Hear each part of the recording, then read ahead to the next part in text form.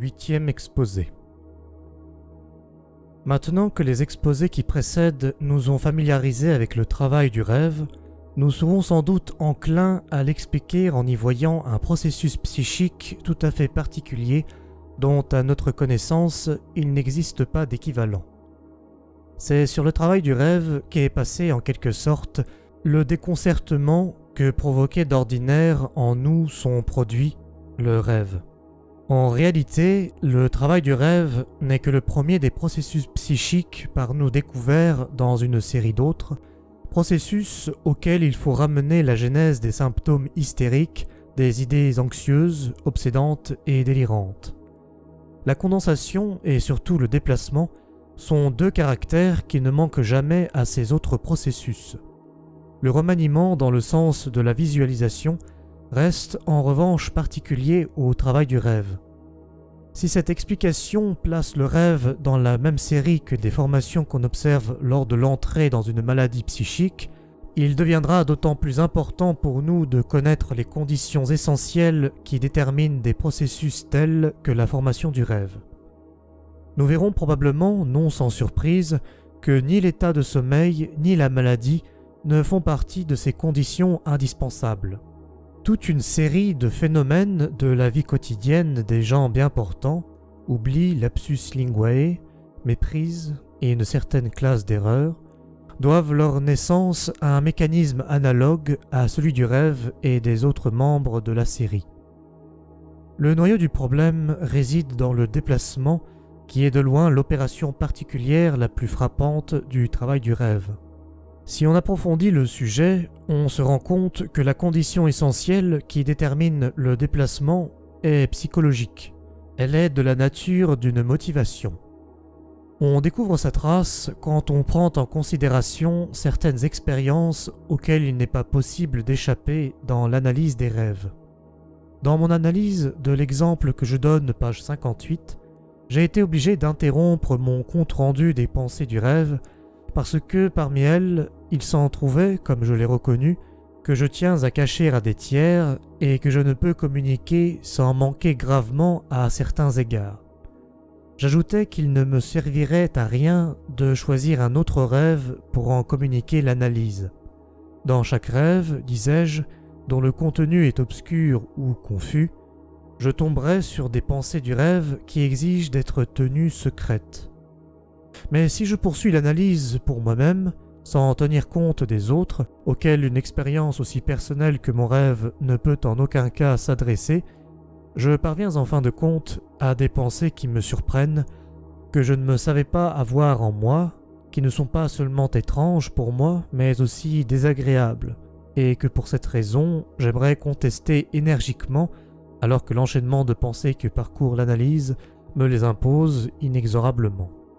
Je ne peux tenir compte de cet état de choses tout à fait général autrement qu'en admettant que ces pensées ont effectivement existé dans ma vie psychique et qu'elles ont été en possession d'une certaine intensité ou énergie psychique, mais qu'elles se seraient trouvées dans une situation psychologique particulière par suite de laquelle elles ne pouvaient me devenir conscientes.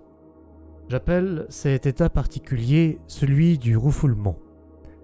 Je ne puis alors me dispenser d'établir une liaison causale entre l'obscurité du contenu du rêve et l'état de refoulement de certaines pensées du rêve, leur incapacité d'accéder à la conscience et de conclure que le rêve doit être obscur pour ne pas trahir les pensées prohibées. J'en arrive ainsi au concept de la déformation du rêve, qui est l'œuvre du travail du rêve et qui sert à la dissimulation, à l'intention de cacher. Je veux faire l'épreuve de ce que j'avance sur l'exemple de rêve choisi pour l'analyse et me demander quelle peut bien être la pensée qui, dans ce rêve, se met en valeur sous un aspect déformé, alors que, non déformée, elle susciterait ma plus violente opposition. Je me souviens que la course gratuite en voiture m'a fait penser aux récentes et coûteuses courses en voiture que j'ai faites avec une personne de ma famille, qu'il en résulta comme interprétation du rêve. J'aimerais connaître un jour de l'amour qui ne me coûte rien, et que peu de temps avant le rêve, j'avais eu à faire une assez grande dépense d'argent pour cette même personne. C'est seulement lorsque je reconnais cette motion que mon désir, éprouvé en rêve, de connaître un amour qui ne m'oblige à aucune dépense, prend un sens.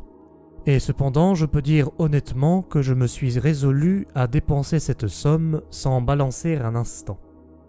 Je n'ai pas eu conscience du mouvement contraire, d'avoir regretté mon geste. Pour quelle raison ?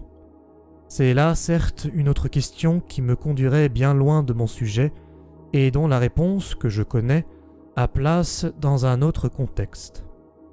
Si je soumets à l'analyse un rêve fait non pas par moi mais par une autre personne, le résultat sera le même, mais les motifs, pour y ajouter foi, changeront.